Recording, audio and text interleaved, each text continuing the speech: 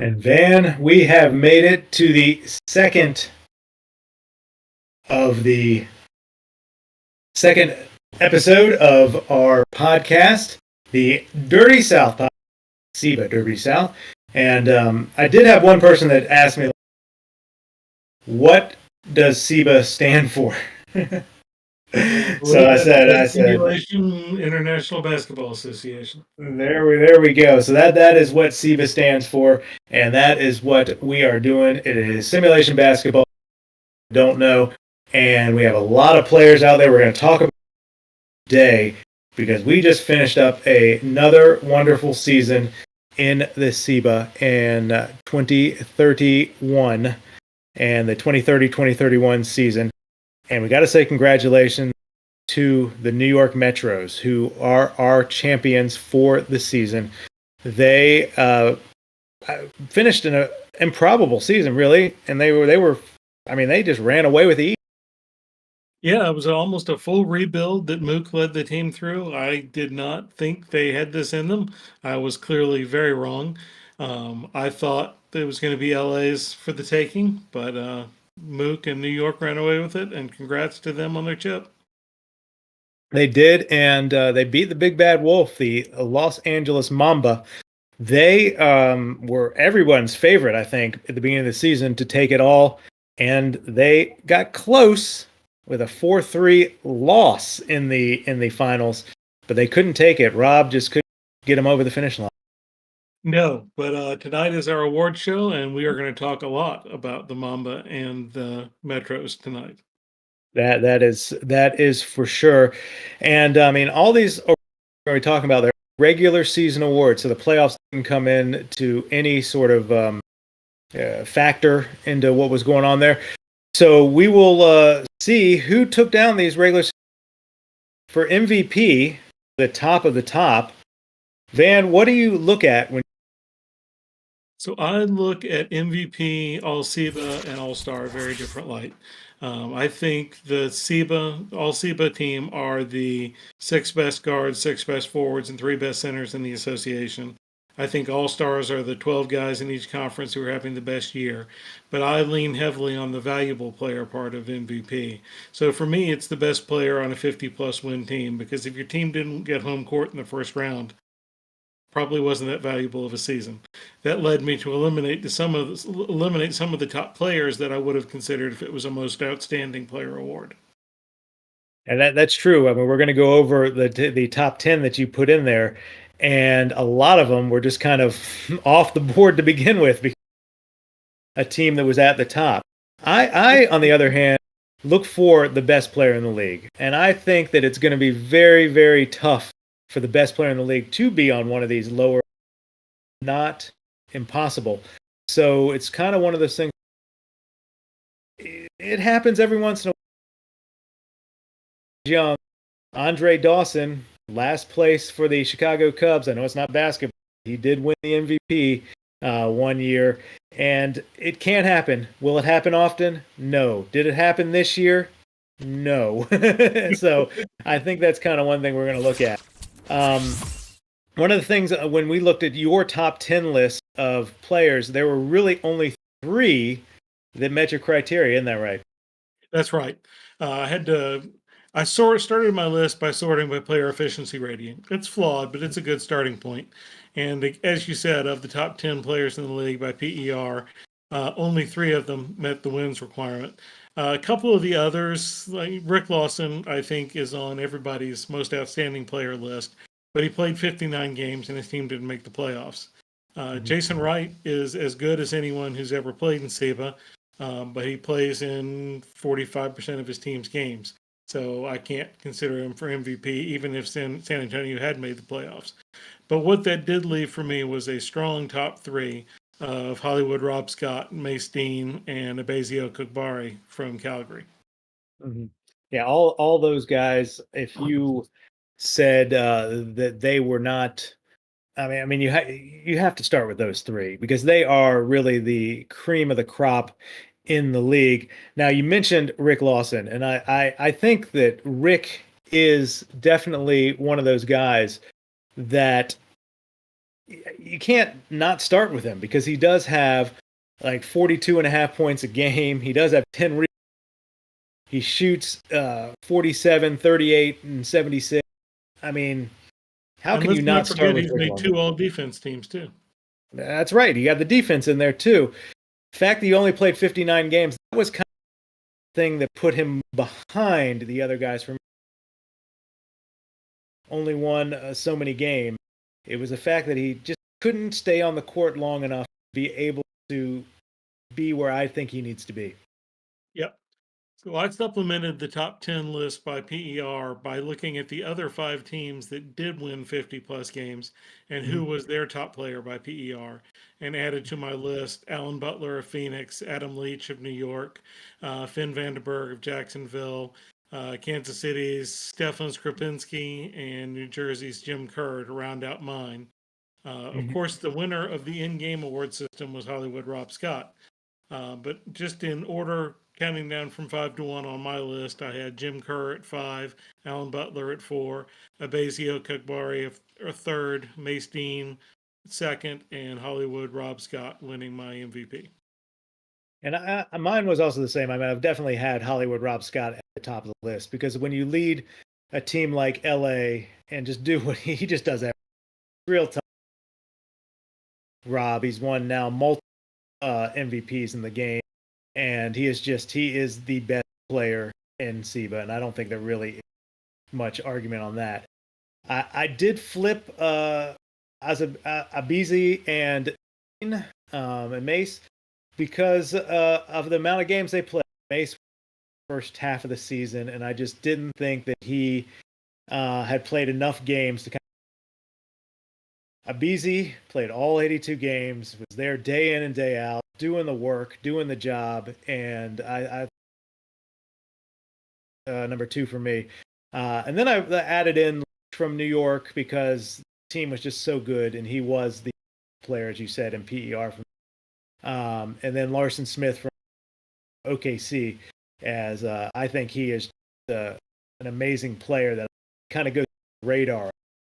Yeah. And as a callback to our last pod, for those of Mhm. you who listened, Rob Scott and Larson Smith were both on our top players under 23 or 23 and under on that list. So hopefully we'll be seeing these guys for a long time.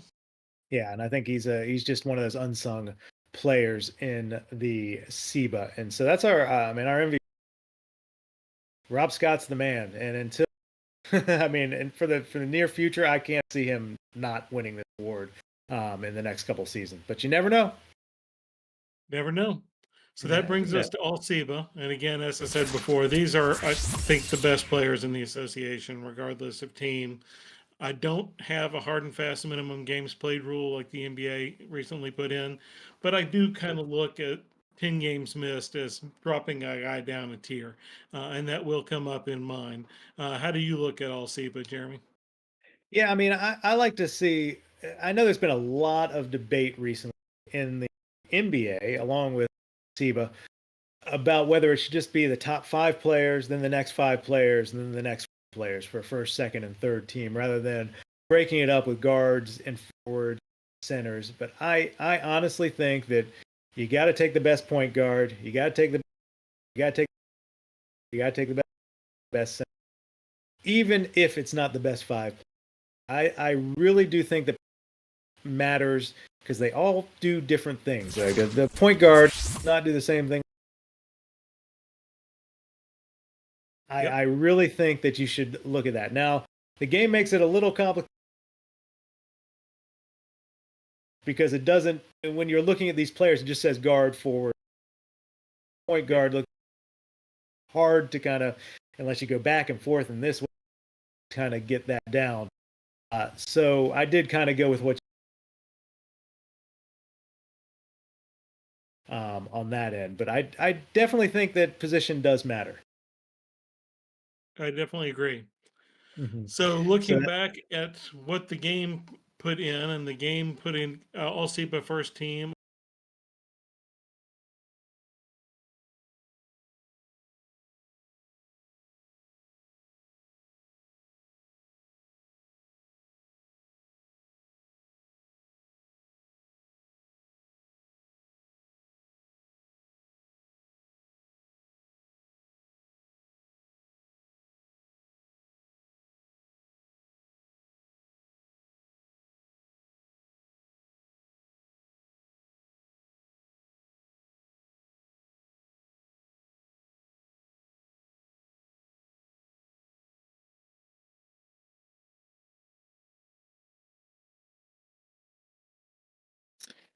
Okay, well now we are on to the second team, and as you saw, Van, we do have some differences in the second team. Differences across the board. The Yeah, game put up David Maben of Washington, Ryan Ward of Milwaukee, Rick Lawson. I don't understand him being a second teamer, but we've already talked about that. Jim Kerr, much deserved second team, and Finn Metternich of Chicago. Um, I agreed with them on Ryan Ward. He completely crushed me in the playoffs, so I see that. I chose Alan Butler over David Maven. Mace Dean made my second team. Phil Jefferson in Minnesota, and I also agreed with them on Finn being the second team center. How about you? yeah, I think I did agree with them with the Ward at shooting guard and Finn at center, but that's where it's for me. Um, I agree with you. Shafted the game, putting him at third team. I just did not understand. Got Dean got shafted on that I there. agree. And then I went with my point guard. I went Roman from San Diego. Russian Russell Um, Westbrook. yeah, and I mean, he just puts up numbers. There's just numbers, and he just gets them. He gets at it now. The numbers guy on a bad team, best. So was that what he is? Maybe that's why he's not on these lists. But I love him. I think definitely think he deserves to be on here. Definitely an And all-star player. yeah, I think so. And then for the other forwards position, I think Renault for Washington, Albrick deserves to be in this second team as well. So I basically just did a swapperoo with the Great. And the league for third team had Alan Butler at point guard, Jason Martis of Chicago at shooting guard, Mace Dean at small forward, Albert Renault of Washington at power forward, and John Walker at Phoenix. I picked Roman Guciano of San Diego for my third team. I did dock him down a team because the game's missed. Maybe that's unfair, but that was the discriminator for me between him and Alan Butler. Um, Albert Renault, Jim Kerr. I think everyone agrees John Walker is the third best center in the league right now. Sentimentally, I would have loved to have Abraham Hirsch, the big guy from LA, on there. I just couldn't quite justify it looking at the numbers. Yeah. Center's tough. I mean, because there really aren't as many good centers in the league. Even though it seems like with our draft, everyone picks a center. So you think there'd be, My free but tip to all the GMs out there is don't overpay a center unless he truly is a difference maker. There's a lot of yeah, bodies out there, but not many of them are John Walker or Finn Metternich or Josh Brickery. that is 100% right. And I did have Walker there. I also did just like you did have Kerr in there in the power forward position. And I had Maben in there for the guard position. LaRue should be there, Nick LaRue and I put Stefan. You can get the last word. Rapinski, I believe. Skorinsky for Kansas City. I know someone that never gets that name is Kelly. That's for sure. But I had him as the third team. I know the game had him as the first team, but again, we already talked about Lawson and Dean and where they should. They just kind of. I don't quite get it. No offense to Stefan, but I do think not in the first or second team for me personally. But I do think that overall it's kind of gets a little bit nitpicky when you're going to say is it a second team? It really is. All these players are all deserving. They really well in their own way. It's just some people have different ideas about what should be in the first, second, and third team. Absolutely. And there's probably 5 other guys in the league that you could make a strong argument should have been there. I wanted desperately to put Amari Mannheimer on my team, given the year that New Jersey had. Yep. But I thought there were 6 more deserving guards. Mhm. If you think he's an all-SIBA player, I'm not going to argue with you. I just need you to tell me which guy you're pulling off the team for him. Yeah, and I also think it's funny when you look through this. I mean, none of us had Madras in our league. Jason Madras, who got third team for Chicago. So there's a couple. The game did put in there that we avoided, and we just did not put them in there for whatever reason. Somebody else that was deserving to be on the list. Maybe Now we next year can we look. can get somebody from Wolverine to explain the criteria the game uses, since we talked about what Yeah, ours yeah. were. Good luck with that one. The next thing that we're looking at is the awards go on award, and this one is pretty straightforward. Who is the best? I have to Absolutely. say, yeah, this year was probably one of the weakest groups of rookies we've had in a long. I mean, there I just weren't agree. a lot of rookies that played a lot. There just wasn't. They were basically either all in the G League, just kind of riding the bench, which made it kind of easy for the game to pick the rookie of the year this year, Mr. Ian Davis from Milwaukee, because he's really the one that played, shall we say. Yeah. Um, for me, when I looked at it, there was a group of 5 people that I thought you could make an argument for. I couldn't find a 6th person I could make an argument for. And the 5 people I shortlisted were Boogie Dudley, center from Toronto, Ian Davis from Milwaukee, Greg Greg Boyth, power forward from Columbus, Jordan Michaels, small forward from San Francisco, and Leonard Hansen, a center from Houston. And then I had some regrets. I started thinking of years where a lower tier rookie has a good rookie season and wins it, and 5 years from now, we look back and there's a higher potential player who took longer to develop, and you think, how on earth did that person make it? So my number 3 choice didn't even make my short list, and that's Mookie Whitelaw on Yep. potential alone, since he was the first overall pick. He doesn't win the award, but I've got to mention him. Ian Davis is a worthy winner, but Boogie Dudley made the All-Star team, and that was enough for me to push him over the edge for my Rookie of the Year. Yeah, I mean, I put Davis at number one. I did think he deserved the award. Dudley is number two, and I see what you're saying on potential, but I think the rookie of the year is for how well they do on what they're going to do future. I I put didn't give it to Greg. Mookie Whitelaw, but I had to mention him. Yeah, I gotcha. So I put Greg Boyth in my third position for Columbus.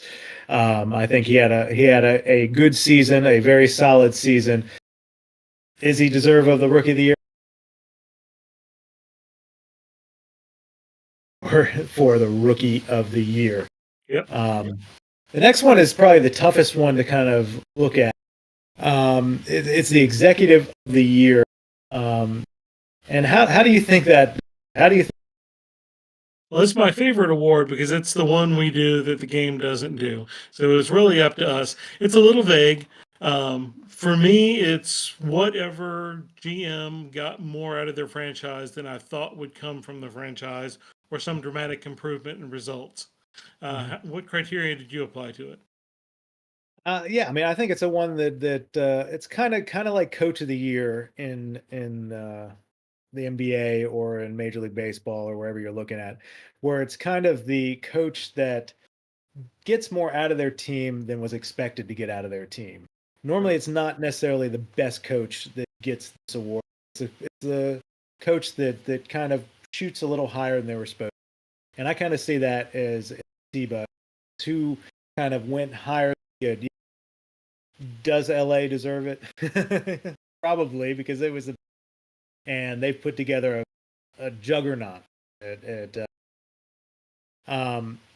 but should they get it? I don't know. Picked to finish sixth in the East to start the season.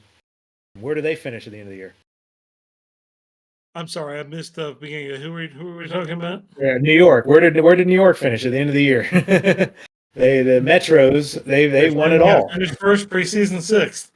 Yeah, Yeah. and I'll tell you, I did a top five for everything except rookie of the year because there weren't really top five, I didn't think. But I did a top five, and I finished this up and I put it to bed, and then I reopened it because even though they were number one from the start, I had to put drawn and LA on this list because Yep.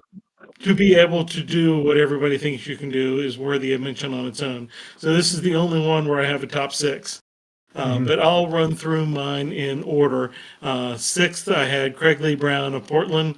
I look at that roster and I don't know how they made the playoffs. So hats off to Craig Lee because that is a job well done. Uh, Ryan with Toronto, I thought wanted to give a call out to because they nailed their draft and did not put themselves in a position of not being able to draft well again. Jackson took over Houston last year, and I suggested a tear it down to the studs rebuild for him, and he said, "No, I think I can retool." The game projected him to come in 14th in the West, and he came in fifth. Amazing job. Third, drawn LA. Hey, we thought you could do it, and you did it. Congratulations to that. For number two, I had Penny with New Jersey. They were projected by the game to finish 16th in the East. Came in fourth, won over 50 games. They're reliable every year. They seem to have an entire roster of two guards and power forwards, and they're always great. So, congrats to Penny. Well done. But given the complete revamp, um, their best player was 29th in PER, and they came in first in the East. Mook and New York Metros. Well done. Well done. I mean that roster reboot for New York was just amazing. How he was able to flip that so quickly and get that going. I had the same top three that you. I put you at number four. Not trying to butter you up or anything, but you took an expansion team from how many seasons ago? This was our fifth Uh, year. Yep, fifth year. As time flies. 5 years and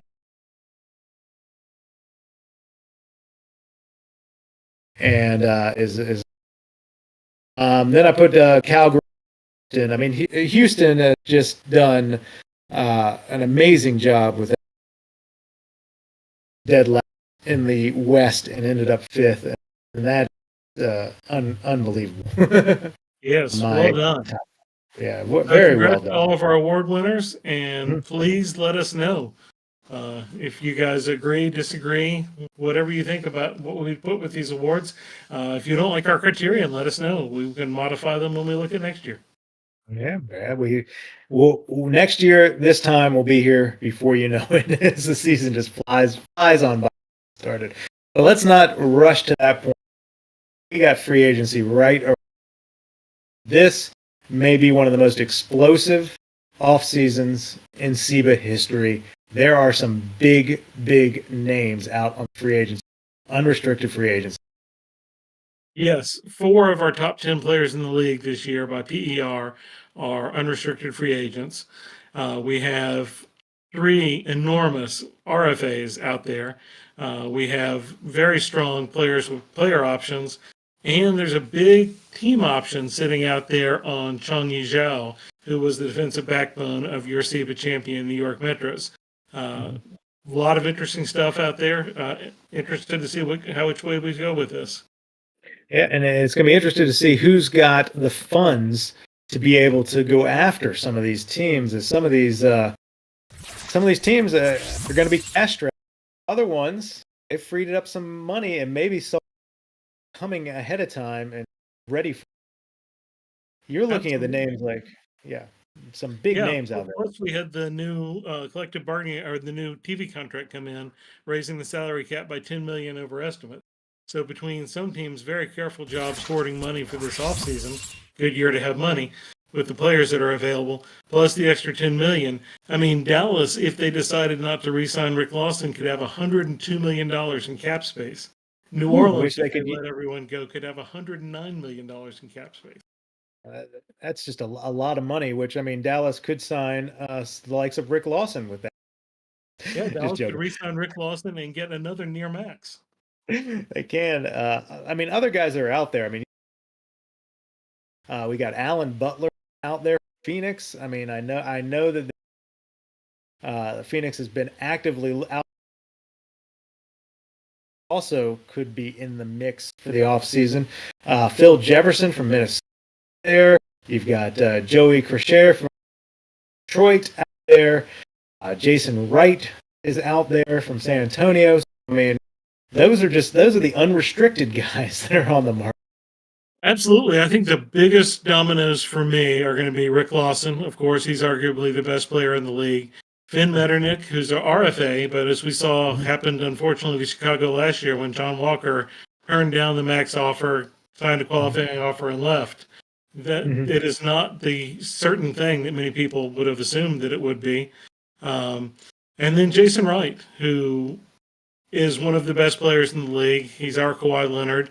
He's just not available that much. He's going to expect max. I don't think anybody in the league will give him a max. So what deal can you reach with him? I think there is a possibility that he ends up on a 1+1 for the mid-level exception on a prove-it contract with somebody. And that would be a steal. I mean, that would be an outright steal if that ends up happening. But I know in the past couple of years, I've been able to a couple players in that last sim before free agency is over that I don't know how these people. But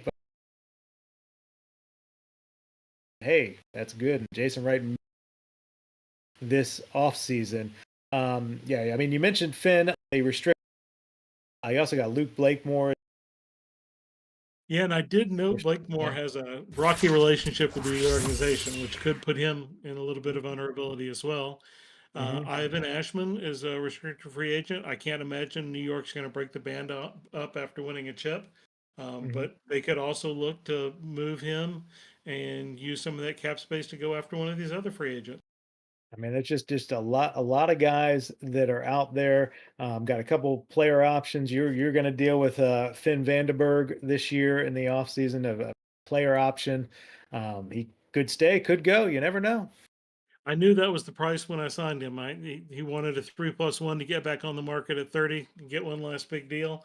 So if he opts out of, he's due 45-ish million for this year. I can't imagine that much money. I can't imagine turning that much money down. But he may want to stretch that into 4 or 5 more years. Yeah, you just never know. And like I say, there's going to be some money out there for all these free agents to kind of gobble up. And I mean, who knows once we get done with renouncing players and all that. I know right 255 million in salaries. That true number is around 140 million. So I will have a small amount of space to, but probably not move for the likes of Lawson. No, that's out of my price range as well. Yeah. So we'll have to see heading into the off once we get that renouncing where everyone stands. I'm telling you, I'm ready. I'm ready for an off season. I'm ready to get things moving. Let's get through these coaches. Sign the coaches. Come on, everyone. Please get coach bids in. Let's get through this stage. It's the most interminable stage of every Wolverine game. Yeah, exactly. So we'll get through that into next week, and then we'll move on into free agency, draft, all that sort of fun stuff that's coming up around the corner. Our next episode is going to be our season preview episode because it will be done. And after I've had all that. Can't wait to talk to you guys again about it. And we will do that in about a month's time. Van, it was great talking with you again about the SIBA. What's going on in SIBA? It is so much. Talk about the best sim league I'm in. That it is. And behind the scenes, Soph, thank you very much for making us sound better than we do. The graphics were, I mean, they're just unbelievable. They're off the So it was definitely and we will see you in a month. The SIBA Dirty South podcast. Signing out.